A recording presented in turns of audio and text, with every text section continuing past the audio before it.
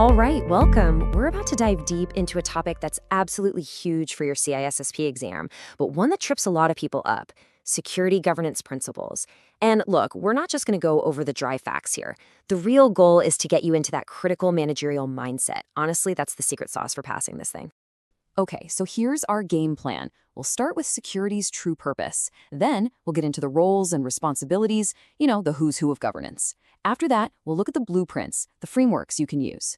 We'll see how this all works in the real world, and then tackle a big one: due care versus due diligence. And of course, we'll wrap it all up with a tight summary for your exam prep. All right, Section 1, Security's True Purpose. It's about more than just being a cost center.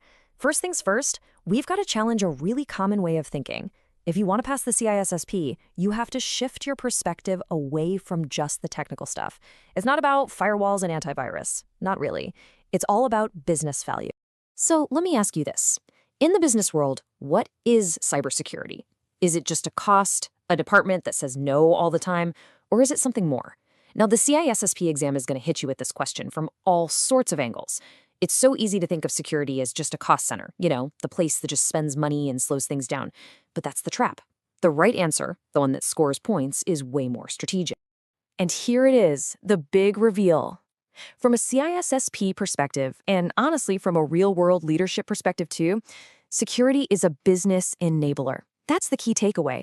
Security doesn't exist just to exist. Nope. Its entire purpose is to help the business hit its goals and achieve its mission, just, safely. Think of it as a partner, never a roadblock. So how does it actually do that? Well, let's look. Good security cuts down on operational risk, the chances of something going wrong and costing a ton of money. It also helps you stay compliant with laws and regulations, which means avoiding those massive fines. It protects your brand and the trust customers have in you, which is priceless. And maybe most importantly, it gives the business the green light to grow and innovate, things like moving to the cloud or buying another company. Okay, Section 2, Governance Roles and Responsibilities. It's all about understanding the who in security. So if security is all about enabling the business, who's actually on the hook for making that happen? Let's break down the key roles, because while everyone plays a part, the accountability is super clear. And you've got to remember this for the exam. Always, always think like a manager.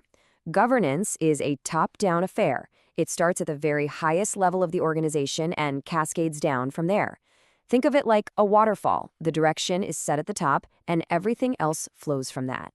Now, let's look at the players in this cascade, and the words here are really important. At the very top, you've got the board of directors. They are ultimately accountable. The buck stops with them, period. Below them, senior management is responsible for actually making the strategy happen.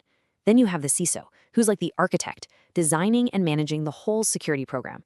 And then you have the folks in business and IT, the ones on the ground, operating the controls day to day. Everyone has their piece of the puzzle. This leads us to a classic governance principle: separation of duties. It's a really important control. The idea is simple. You never want one person to have complete control over a critical task. Think about it. You wouldn't let the same person who requests $1 million payment also be the person who approves it, right? Of course not. This simple rule helps prevent fraud and mistakes, and it's a cornerstone of a secure system. All right, Section 3, choosing a security blueprint. We're talking about frameworks as a guide to action. So we know who is responsible. Now, what do they use to build the program? The great news is you don't have to reinvent the wheel here. There are proven blueprints you can follow. I really like this way of thinking about it. Frameworks are like recipes. A good recipe gives you the ingredients, the step-by-step instructions, and a pretty good idea of what the final dish should look like. That's exactly what a security framework does. It gives you a structured, proven way to build your program so you don't miss any critical ingredients. Okay, let's look at some of the big ones. The key for your exam is not to memorize every little detail of these frameworks. No way. It's about knowing why you'd pick one over the other. So if your goal is getting an international certification, you're going to look at ISO 27001. If you need practical guidance on managing risk, especially in the US, NIST is probably your best bet. And if the main thing is making sure IT and business goals are perfectly aligned, well, that's what COBIT is all about. And beyond those general purpose frameworks, you've got specialized ones for specific jobs.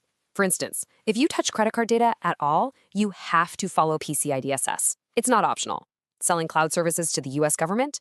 Then FedRAMP is your world. And SABSA? That's a bit different. It's all about baking security right into the core architecture of your business. These are often mandatory, driven by the industry you're in. So let's recap.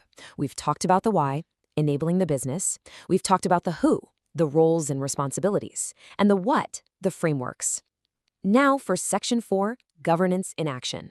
Let's see how all this stuff actually works when the rubber meets the road during big business events. Okay, here's a super common scenario you'll see. Company A buys Company B. So what's security's job here?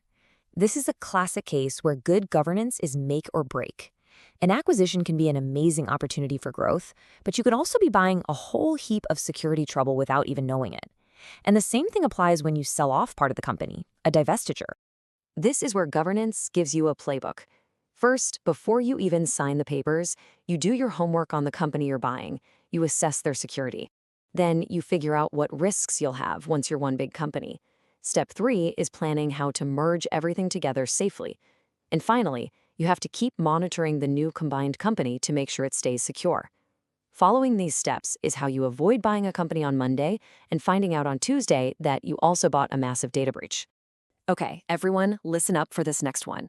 Section 5, due care versus due diligence. I'm telling you right now, this is a huge topic for the CISSP exam. They love to test this. The terms sound almost the same, but the difference between them is critical, and it's all about that smart managerial mindset. Let's just break this down nice and simple. Think of it this way.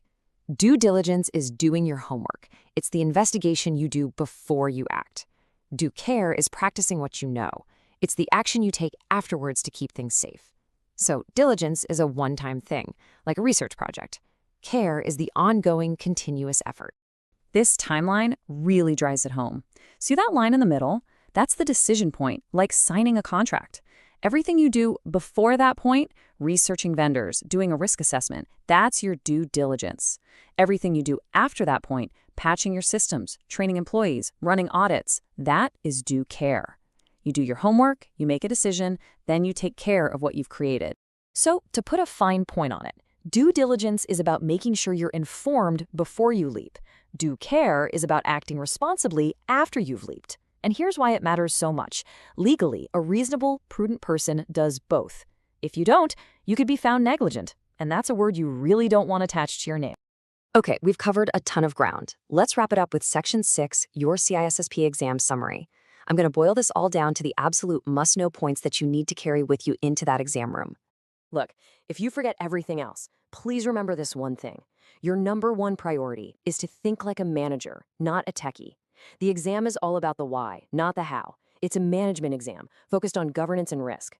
The right answer is almost always the one that aligns with the business and shows good judgment. So here are your core concepts. Number 1, security's job is to enable the business. Number 2, governance flows from the top down. It starts with the board. Number 3, for frameworks, know their purpose, not every single control. And finally, due diligence comes before the decision. Due care is the ongoing action after. Burn these 4 ideas into your brain, and you'll be set. So I'll leave you with a question to think about. This isn't just about passing a test, right? It's about changing how you think about security in your day-to-day job. So ask yourself, on your next project, how are you going to apply these principles to actually enable a business goal? Answering that? Well, that's what being a security leader is all about. Good luck on the exam, you've got this.